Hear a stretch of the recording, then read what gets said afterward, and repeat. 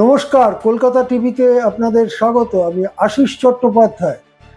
ঝাড়খণ্ডে গত কদিন ধরে যে ছাত্র আন্দোলন চলছে, যেখানে একাধিক ব্যক্তি দিনের পর দিন অনশন করে চলেছেন, সেই আন্দোলনকারীদের ওপরে ঝাড়খণ্ড সরকার, যার মুখ্যমন্ত্রী Hemant Soren,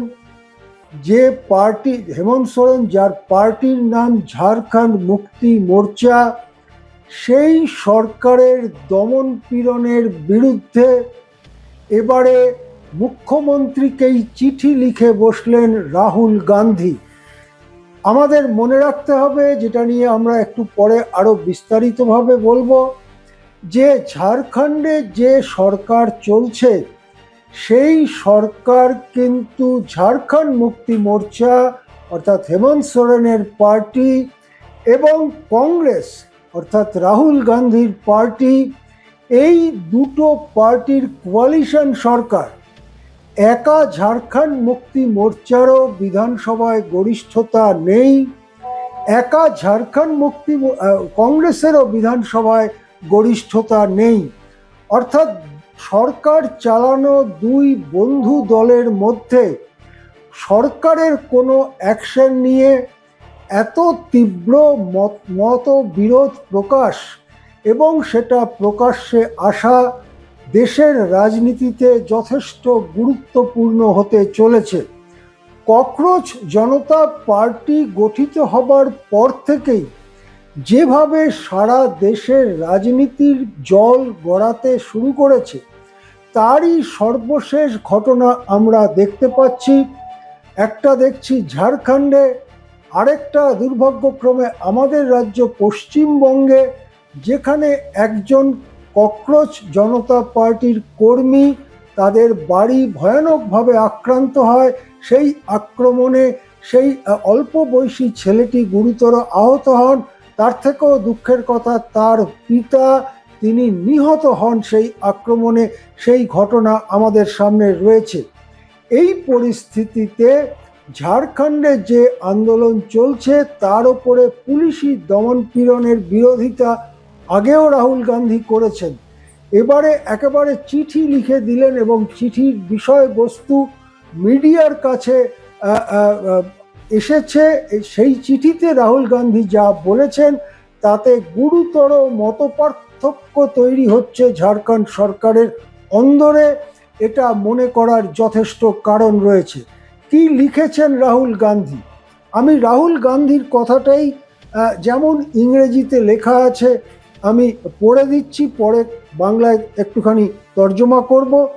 Rahul Gandhi in his letter says, quote, "The Congress party believes that the right to peaceful protest as enshrined in the Constitution of India is one of the central pillars of our democracy. We have therefore offered our full support to students protesting paper leaks and irregularities in the education system over the last few months." Rahul Gandhi বলেছেন যে শান্তিপূর্ণভাবে বিক্ষোভ দেখানোর অধিকার আমাদের সংবিধানেই রয়েছে এবং সেই কারণেই ছাত্রদের এই আন্দোলনকে আমরা প্রথম থেকেই সমর্থন জানিয়েছি। বিশেষ করে প্রশ্নপত্র ফাঁসের যে ঘটনা এবং অন্যান্য যে অনিয়ম হচ্ছে পরীক্ষার ব্যাপারে বা শিক্ষা ব্যবস্থায়, তার বিরুদ্ধে আন্দোলনকে আমরা কংগ্রেস প্রথম থেকেই সমর্থন জানিয়েছি। রাহুল আরও লিখেছেন, "It is also our belief that the Indian education system has been captured by the RSS and BJP and transformed into a tool for the exploitation and oppression of students. It is no longer the robust knowledge system that it used to be a decade ago." Rahul Gandhi স্পষ্ট বলেছেন যে তার মতে ভারতের শিক্ষা ব্যবস্থাকে দখল করে নিয়েছে আরএসএস অর্থাৎ রাষ্ট্রীয় স্বয়ংসেবক সংঘ এবং বিজেপি। তার ফলে শিক্ষা ব্যবস্থার চরম অবনতি ঘটেছে। আমাদের দেশ যেভাবে বিশ্ব বন্দিত, একটা শিক্ষা ব্যবস্থা ছিল, সেই জিনিসটা আজকে আর নেই। রাহুল গান্ধীর এই কড়া চিঠি কিন্তু ঝাড়খণ্ড সরকারের অন্দরে গভীর মতবিরোধের একটা ইঙ্গিত বয়ে আনছে। এখন আমরা বলতে চাইছি যে এটা কেন রাজনীতির পক্ষে, ঝাড়খণ্ডের এবং দেশের রাজনীতির পক্ষে বেশ একটা গুরুত্বপূর্ণ পরিস্থিতি। আপনাদের জানিয়ে রাখি, 2024 সালে ঝাড়খণ্ডের বিধানসভার নির্বাচন হয়েছিল। ঝাড়খণ্ডের বিধানসভায় 81টি আসন আছে। সেই 81টি আসনের মধ্যে ঝাড়খণ্ড মুক্তি মোর্চার নেতৃত্বে যে জোট ছিল, যাকে মহাগঠবন্ধন বলা হতো, সেই জোট 56টি আসন পায়। এই 56টি আসন এই রকম: ঝাড়খণ্ড মুক্তি মোর্চা প্রায় 34টি, কংগ্রেস পায় 16টি, আরজেডি প্রায় 4টি এবং সিপিআইএমএল লিবারেশন পায় 2টি।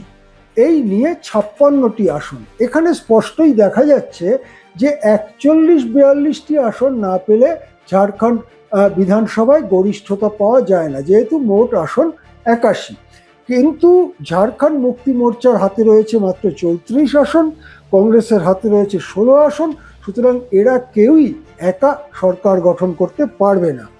অন্যদিকে এনডিএ অর্থাৎ বিজেপি নেতৃত্বাধীন জোট, তারা পেয়েছিল 24টি আসন। কিরকম না, বিজেপি নিজে 21টি আসন, যে all Jharkhand students union AJSU তারা 1টি আসন, JDU অর্থাৎ জনতা দল ইউনাইটেড তারা 1টি আসন এবং LJP লোক জনশক্তি পার্টি তারা পেয়েছিল 1টি আসন। এই মিলিয়ে 24টি আসন।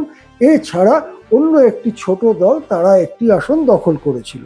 যেহেতু এনডিএর মাত্র 24এই থেমে যেতে হয়েছিল, তাই তাদের সরকার গঠনের প্রশ্ন আসেনি। কংগ্রেস, ঝাড়খণ্ড মুক্তি মোর্চা, আরজেডি এবং সিপিআইএমএল লিবারেশন এরা মিলে সরকার গঠন করেছে। এখন যদি কংগ্রেসের সঙ্গে ঝাড়খণ্ড মুক্তি মোর্চার ছাড়াছাড়ি হয়ে যায়, তাহলে পরিস্থিতিটা কি দাঁড়ায়? আমরা দেখলাম যে এই আসনের মধ্যে যদি কংগ্রেসের 16টি আসন বের করে নেওয়া হয়, তাহলে আর বাকিরা যদি ঝাড়খণ্ড মুক্তি মোর্চার সরকারকে সমর্থন করে, তাহলে কি দাঁড়ায়? 34 ঝাড়খণ্ড মুক্তি মোর্চা, আরজেডি 4, সিপিআইএমএল লিবারেশন 2, অর্থাৎ 40টি আসন।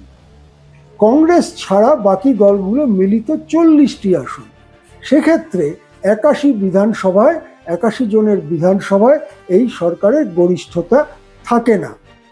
অন্য একটি সম্ভাবনা কি, যে কংগ্রেসের সঙ্গে বিরোধের জেরে ঝাড়খণ্ড মুক্তি মোর্চা বিজেপির দিকে চলে গেল, তাহলে কিন্তু ঝাড়খণ্ড মুক্তি মোর্চার 34 আর বিজেপির 21 এই নিয়ে খুব স্বচ্ছন্দেই ঝাড়খণ্ডে আরেকটি সরকার গঠন করা যায় এবং সেক্ষেত্রে হেমন্ত সোরেনের মুখ্যমন্ত্রী থাকাটাও প্রায় ধরেই নেওয়া যেতে পারে, যেহেতু তার দল সব থেকে বেশি আসন পেয়েছে।